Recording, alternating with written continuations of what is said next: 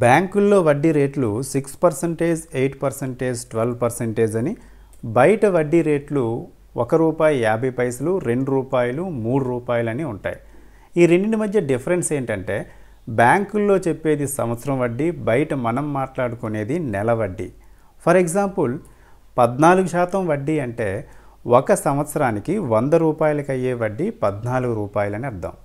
సంవత్సరానికి ₹14 అయితే నెలకు ఎంత అవుతుందో తెలుసుకోవాలంటే 14ని 12తో భాగించాలి. అలా భాగిస్తే 1.16 అని వచ్చింది. దీని అర్థం ₹1.16 అని. సో 14% వడ్డీ అంటే నెలకి ₹1.16 అని అర్థం. అలాగే ₹2 వడ్డీ అంటే ఒక నెలకి ₹100 అయ్యే వడ్డీ ₹2. నెలకి ₹2 అయితే సంవత్సరానికి ఎంత అవుతుందో తెలుసుకోవాలంటే దీన్ని 12తో గుణించాలి. అలా గుణిస్తే మనకి 24 వచ్చింది. సో ₹2 వడ్డీ అంటే 24% వడ్డీ.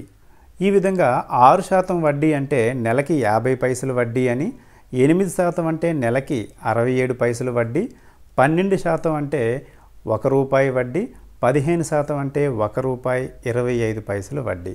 ఈ విధంగా సంవత్సర వడ్డీని 12తో భాగిస్తే నెల వడ్డీ అనేది వస్తుంది. అలాగే నెల వడ్డీని 12తో గుణిస్తే సంవత్సర వడ్డీ వస్తుంది.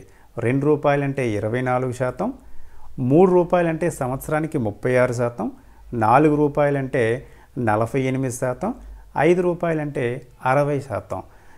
ఈ విధంగా మనం సంవత్సర వడ్డీని నెలల్లోకి, నెల వడ్డీని సంవత్సరాల్లోకి మార్చుకొని వడ్డీని మనం సులువుగా కంపారిజన్ అనేది చేసుకోవచ్చు.